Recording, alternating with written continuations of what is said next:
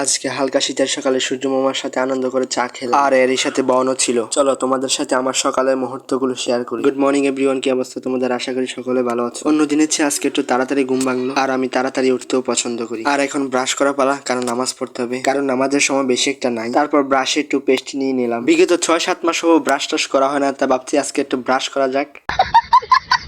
এই তোমরা আবার সিরিয়াসলি নিও না, এটা জাস্ট তোমাদের সাথে মজা করছি। তারপর ব্রাশ টাশ করে নামাজটা আদায় করে নিলাম, আর এখন দোকানের দিকে যাইতেছি, কারণ 2টা বন আনতে হইব। যেই কথা সেই কাজ, একটা দোকানে যেয়ে 2টা বন নিয়ে আবার বাড়ির উদ্দেশ্যে রওনা দিয়ে দিলাম। আর এদিকে দেখি আজকে সূর্যটাও সেই লাগতেছে। মানুষ ফুল দিয়ে এইভাবে সূর্যের সাথে ভিডিও নেয়, আর আমি বন দিয়ে নিতেছি। আর তোমরা জিনিসটা বুঝতে হবে, আমার ফুল দেওয়ার মতন কেউ নাই, আর বেশি দূরে যাবো না। তারপর বাড়িতে এসে হিটারে একটু পানি নিয়ে চা জ্বাল দিতেছি, কারণ আমার তো কেউ নাই, তোমরা জিনিসটা বুঝতে হবে, তাই নিজে নিজেই বানাইতে হইতেছে। অবশেষে চাটা হয়ে গেল, আবার চা খাওয়ার পালা। ভাবতেছি সবসময় তো ঘরে বসে খাই, আজকে একটু ছাদে যাই খাই। এরপর পজিশন মতন একটা জায়গা খুঁজতেছি, কারণ সুন্দর মতন বসে চা খাইতে হবে। আরেকটা কথা তোমাদেরকে বলা হয়নি, বনটা আসলে সাগর আফ্রিকা থেকে আনা হয়েছে, কারণ তোমাদের রেড ফটোটি যেমন তেমন বন খায় না।